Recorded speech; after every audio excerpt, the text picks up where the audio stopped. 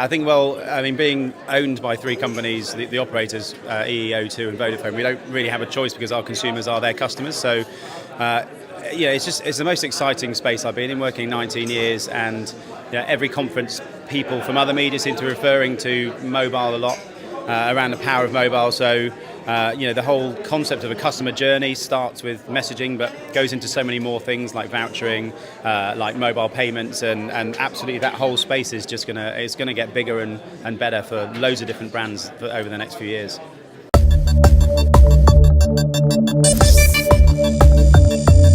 Yeah, I think WEVE is only just over a year old. And I think when we first started, it was kind of baby steps. People, if you have a brand which is established and they've done the same media channels for a very long time, when something new comes in, obviously they want to have proof that it works, and it's a bit chicken and egg because you haven't done it yet. So I think at first we had smaller campaigns, but we're finding now that those big brands are coming back and they're booking 40, 50 grand. And what I referenced on stage around, that ability to hit the woman in the red hat with a blue car in Barnsley, while really important, one of the big strengths of mobile, actually a lot of the bigger brands are understanding that you can hit 2 million people in one go at exactly the same time via SMS marketing or via display, and that's it's hugely powerful. And as a media channel, it shouldn't really be, for me, it's really worrying that we're being thrown into an activation performance spot when there's so many bigger conversations that can take place at a brand level.